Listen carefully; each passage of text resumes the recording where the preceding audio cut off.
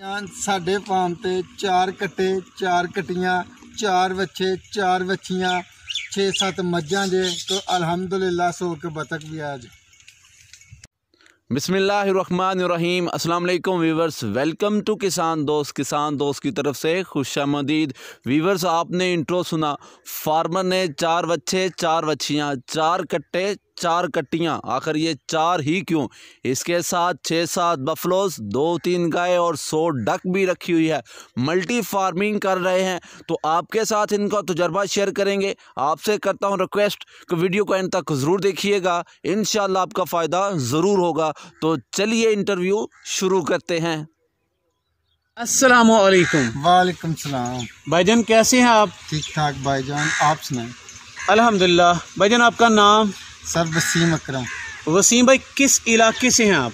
भाई सियालकोट का इलाका, सलैर गाँव सबतकोट, प्रोफेसर मोहम्मद अशरफ सलैरी का दिल। अच्छा भाईजान, आपके फार्म पे 4 का हिस्सा बार बार आता है, क्या ये प्री प्लान्ड है या इत्तेफाक? भाई आप इसको इत्तेफाक भी कह सकते हैं। हम बेसिकली गए थे मंडी, वहाँ से भैंसे वगैरह लेने के लिए। उधर से हमें 4 साहिवाल नस्ल के बच्चे पसंद आ गए, हमने वो ले लिए। कुछ बच्चियाँ पसंद आ गई, वो ले लिए। और कटियाँ वगैरह आ गई, 4 ही पसंद आए, हम वो लेते गए, इसलिए 4 ही हो गई। अच्छा, माशाल्लाह। अच्छा सर, अपने 4 जानवरों की तफसील बताइए, इनकी नस्लें भी बता दीजिएगा। सर, जो बच्चे और बच्ची हैं वो साहिवाल की हैं। अच्छा। जो बीच में कटियाँ वगैरह हैं वो कुछ नीली रावी के हैं, कुछ देसी हैं। अच्छा। तो कट्टे वगैरह वो है जो बेसिकली देसी हैं। और डक्स भी आपने रखी थी? जी सर। अच्छा, ये भी बताइएगा कि आपने 500 डक के साथ अपनी फार्मिंग का आगाज़ किया था, आज 100 डक रह गई, आखिर ऐसा क्या हुआ? बेसिकली जिस दिन में हमने ली थी उस दिन में मुंजी वगैरह लगना शुरू हो गया। आपको पता है मुंजी वगैरह के अंदर जहर वगैरह भी डालने पड़ते हैं। जी बिल्कुल। तो इनका फार्म बनाया था, लेकिन ये फिर भी बाहर जाके ज़्यादा पानी में जाती है मुंजी के अंदर, उधर से जहर वगैरह की वजह से इनको बीमारी लगी। तो क्या कहते हैं कि डक फार्मिंग पाकिस्तान में आपकी नज़र में फ्लॉप है या कामयाब है? भाई 1-2 फार्म देखा था हमने, उधर कामयाब थी। कामयाब थी जी, क्योंकि आपको पता है बेकरी का दौर है और अंडा वगैरह उधर इस्तेमाल है। अच्छा, डक्स ने जहर पिया, मर गई, इसके अलावा आपके तजर्बे में इनकी कोई बीमारियां सामने आई हैं? इसके अलावा बेसिकली कोई बीमारी सामने नहीं आई। अच्छा भाई, डक्स पे ही बात कर रहे हैं, डक्स की कौन सी नस्ल है ये? ये देसी नस्ल है। अच्छा, तो अंडे देना स्टार्ट कर दिए हैं? नहीं सर, अभी नहीं किए, 1 महीने तक कर देंगे। अच्छा, कितने के चिक्स लिए थे डक्स के? एक चिक्स कितने में आपको मिल गया था, रेट क्या था? एक चिप हमें मिल गया था तकरीबन 40-45 रुपये में, हमें इधर तक पहुंच गया उसकी। आजकल 100 बत्तखों में से कितने अंडे हासिल कर रहे हैं आप? अभी तक तो इन्होंने बेसिकली देना शुरू नहीं किया। अच्छा। तो वो जिससे लिए थे उनसे रब्ता किया, वो कह रहे थे इंशाल्लाह 15-20 दिन में ये देना शुरू कर। अच्छा, 100 डक पे रोज़ाना का खर्चा कितना आ जाता है? भाई इन पे खर्चा तकरीबन आ जाता है, ये रोज़ाना का 20-25 किलो गंदम जो है वो खाती हैं, वो डालना पड़ती है। वो डालना पड़ती है। उसके साथ अगर आप जब ये अंडा देना शुरू कर देंगे, थोड़ी सी फील डाल दें, तो साथ में बाजरा। अच्छा भाईजान, क्या ही अच्छा होता कि डक फार्मिंग के तालाब में आप मछलियाँ भी डाल देते? वो नहीं था ठीक रहना। वो क्या मतलब, आपके जहन में क्या है कि वो क्यों फ्लॉप है? मछली फार्म के अंदर आपको पता है जिधर मछली होगी तो सांप वगैरह भी आएगा। ठीक। तो इसलिए फिर डक वगैरह के लिए, यानी कि डक्स की सेफ्टी के पॉइंट ऑफ व्यू से आपने फिशेस नहीं डाली। अच्छा, अब इन जानवरों की डिटेल बता दीजिएगा। ये जानवर जो टोटल आपके पास कितने बन जाते हैं तकरीबन? टोटल बन जाते हैं भाईजान 25-30 के लगभग। 25-30 जानवरों को मैनेज कितने बंदे कर लेते हैं? हम लोग होते हैं तकरीबन 3 या 4 बंदे। 4 बंदे हम होते हैं। एक आधा कहीं काम पे चला गया, पीछे 3 बच जाते हैं। दूसरी सारी बात है जिम्मेदारा भी साथ। क्या ख्याल करते हैं कि 3-4 बंदे 25 जानवरों के लिए कम हैं या ज़्यादा हैं या मुनासिब हैं?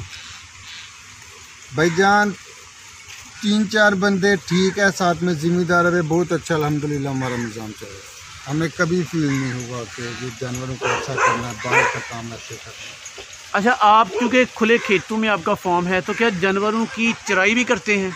जी, जब फसल वगैरह कर देते हैं उस वक्त खोल देते हैं। अच्छा सर, आपके पास दूध देने वाले जानवर कितने हैं?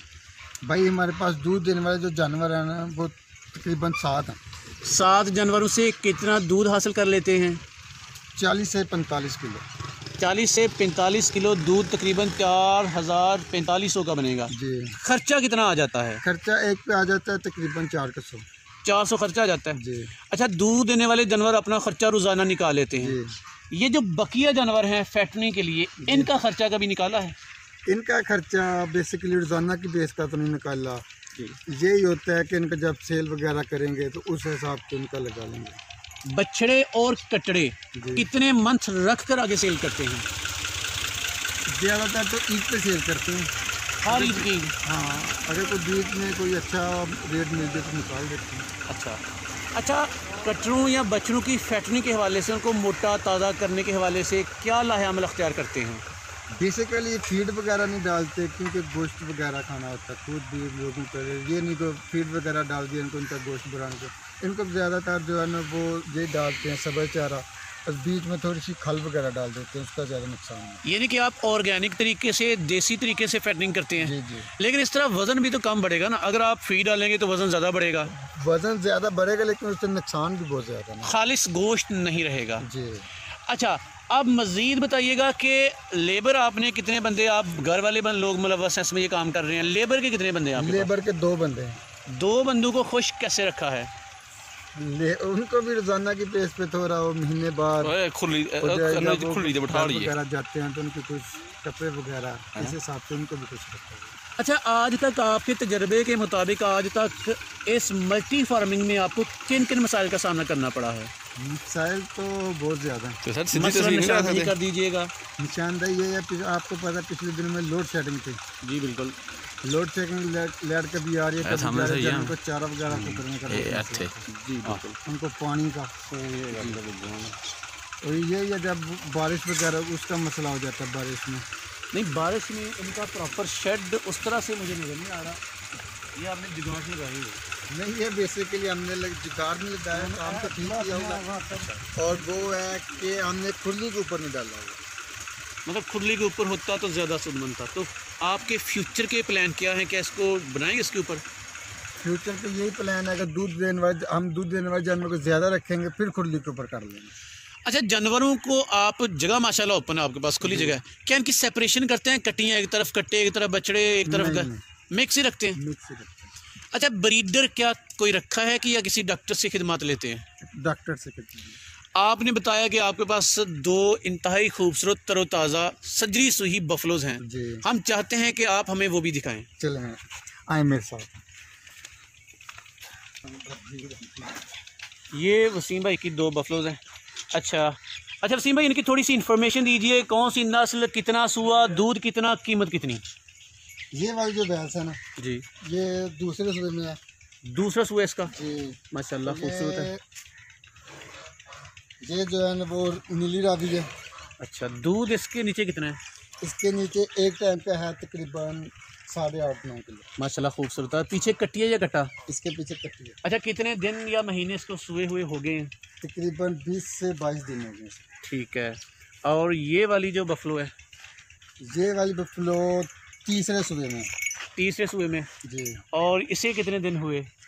इससे 1 महीना का है। इसके पीछे क्या है? इसके पीछे भी कट्टी है। अच्छा, इन दोनों बफलोज को आपने साइड पे रखा है, इसकी वजह क्या? सिर्फ सजरी सुई है इसलिए? ये सर्जरी सुई है इसलिए, दूसरी वजह इनको वंडा वगैरह डालना होता है। अच्छा, इनको दूध के लिए वंडा कौन सा डालते हैं? दूध के लिए वंडा इनके लिए खल वगैरह, और वंडा इनका मैक्स। अच्छा, मैक्स। चलिए, आपकी लेबर का बंदा भी आ गया है, इनको बुलाइए, हम इनसे बात करना चाहेंगे। भाईजान 1 मिनट इधर आइए। अस्सलाम वालेकुम। वालेकुम अस्सलाम। आप बिल्कुल ठीक है। आपका नाम? साजिद अली। साजिद अली, केड़े इलाके नाल तलक रखते हो? चंग तो जी। झंग तू? हाँ जी। अच्छा, लेबर हर जगह शिकवा करदी है, लेबर खुश नहीं हुंदी। तुसीं अपने मालकां दे खुश हो? हाँ जी, खुश। खुश क्यों? तुहानूं केड़ियां-केड़ियां सहूलतां दिंदे ने कि तुसीं खुश हो? ਸਾਨੂੰ ਸਭ ਕੁਝ ਦਿੰਦੇ ਨੇ, ਖਰਚਾ ਦਿੰਦੇ ਨੇ, ਮੈਂ ਸਿਗਰਟ ਪੀਣਾ ਸਿਗਰਟ ਵੀ ਰੋਜ਼ ਲੈ ਕੇ ਦਿੰਦੇ ਨੇ ਅੱਛਾ ਤੇ ਉਸ ਤੋਂ ਇਲਾਵਾ ਰੋਟੀ ਵੀ ਚੰਗੀ ਦਿੰਦੇ ਨੇ, ਸ਼ਾਮ ਨੂੰ ਦੁੱਧ ਵੀ ਦਿੰਦੇ ਨੇ। ਯਾਨੀ ਕਿ ਤੁਹਾਡੇ ਨਾਲ ਘਰ ਵਾਲੇ ਆਂਗਾਂ ਦਾ ਸਲੂਕ ਕਰਦੇ ਨੇ? ਬਿਲਕੁਲ, ਜਿਸ ਤਰ੍ਹਾਂ ਘਰ ਰਹਿੰਦੇ ਪਏ ਉਸ ਤਰ੍ਹਾਂ ਹੀ ਸਲੂਕ ਕਰਦੇ। ਤੁਹਾਨੂੰ ਕਦੇ ਵੀ ਨਹੀਂ ਲੱਗਾ ਕਿ ਬਿਗਾਨੇ ਲੋਕ ਨੇ ਜਾਂ ਤੁਹਾਡੇ ਤੇ ਕੋਈ ਜ਼ਿਆਦਤੀ ਉਸ ਤਰ੍ਹਾਂ ਨਹੀਂ ਨਾ ਕਰਨ? ਨਾ, ਕੋਈ ਜ਼ਿਆਦਤੀ ਨਹੀਂ ਕਰਦੇ। ਚਲੋ ਜੀ, ਤੁਹਾਡੀ ਬਹੁਤ ਸਾਰੀ ਮਿਹਰਬਾਨੀ, ਤੁਸੀਂ ਸਾਨੂੰ ਟਾਈਮ ਦਿੱਤਾ ਹੈ। ਅਸੀਂ ਚਾਹੁੰਦੇ ਹਾਂ ਕਿ ਲੇਬਰ ਦਾ ਮਸਲਾ ਹਰ ਜਗ੍ਹਾ ਹੁੰਦਾ ਤੇ ਅਸੀਂ ਲੇਬਰ ਨਾਲ ਵੀ ਗੱਲ ਕਰੀਏ ਤੇ ਲੇਬਰ ਦੇ ਮਸਾਇਲ ਜਿਹੜਾ ਨਾ ਪੁੱਛੀਏ। ਤੁਹਾਡੀ बड़ी मेहरबानी। वसीम साहब आओ जरा इधर। जी सर। वसीम साहब, आपके फ्यूचर के प्लान क्या हैं इस फार्मिंग के हवाले से? फ्यूचर के प्लान यही है, दूध देने वाले जानवर जो 3-4 और बढ़ाए जाएं। अच्छा। और गोश्त के लिए ईद कुर्बान के लिए जी 2-4 बच्चे 2-4 कटरे जी जी उनको मज़ीद इजाफा कर दिया जाए। अच्छा वसीम साहब, आपका तजर्बा क्या है कि कटड़े ज़्यादा फ़ायदा देते हैं या बछड़े ज़्यादा फ़ायदा देते हैं? बेसिकली जो डॉक्टर लोग हैं ना, हमारा एक कज़न है डॉक्टर पप्पू मेरी का बेटा। अच्छा। उन्होंने हमें सख्ती से मना किया भाई इनको ना गोश्त बनाने के लिए कोई बंडा वगैरह इस्तेमाल नहीं करना। जी, पहले भी आपने बताया कि देसी तरीके से आपने उनकी फैक्टिंग करनी है। तो जो डॉक्टर वगैरह हैं वो तो बेसिकली कटरे वगैरह का ही ज़्यादा इस्तेमाल करते हैं। वो कहते हैं नहीं, बच्चा वगैरह लोगों ने बंडा वगैरह डाला होता है। ठीक है, लेकिन अगर बछड़े को ऑर्गेनिक तरीके से पाला जाए, कटरे को भी पाला जाए, तो फिर फ़ायदा या मार्केट किसकी अच्छी है, कट्टों की या बच्चों की? शहर के लोग जो है ना जी। वो ज़्यादातर पसंद करते हैं बछड़े को। जी। गांव के लोग अगर उनको बछड़ा नहीं मिला तो वो कट्टे वगैरह को भी इस्तेमाल यानी कि दोनों अपनी अपनी जगह अहम अपने हैं। अपने अच्छा, डक फार्मिंग के हवाले से आपके मंसूबे क्या हैं? डक फार्मिंग को ख़त्म करेंगे या अंडे लेंगे, क्या मंसूबे हैं आपके? देखेंगे अब इनके अंडे वगैरह शुरू होंगे जी। तो इनका हिसाब किताब देखेंगे कैसा जी। इसके साथ साथ होता रहेगा। इसके बाद आप फ्यूचर का लाहे अमल तय करेंगे। अच्छा वसीम भाई, जो बेशुमार आपके भाई दोस्त सारी दुनिया से आपको देख रहे हैं, आप मल्टी फार्मर है, मल्टी फार्मिंग कर रहे हैं, आप उनको क्या मशवरा देना पसंद करेंगे? मैं उनको मशवरा यही देना पसंद करूंगा कि ये दूध का जो कारोबार है बहुत अच्छा है जी। इसमें, लेकिन इन्वेस्ट जो है वो महंगी, इन्वेस्ट बहुत ज़्यादा करना पड़ता है। बिल्कुल। अगर इन्वेस्ट कर सकते हैं तो ठीक है जी। मुश्किल काम है लेकिन प्रॉफिटेबल है। मुश्किल तो है। इनको देखो ना, अब जैसे आप लोगों ने या हमने जी। खाना हर सुबह खाना, जी बिल्कुल, बारिश है जो मर्जी है, इनको भी खाना देने देना। ऐसा ही है। वसीम भाई, आपने अपने अंदाज में ज़बरदस्त इन्फॉर्मेशन हमारे साथ शेयर की है। जज़ाकुमुल्लाह खैरा, आपका बहुत बहुत शुक्रिया। अल्लाह हाफ़िज़।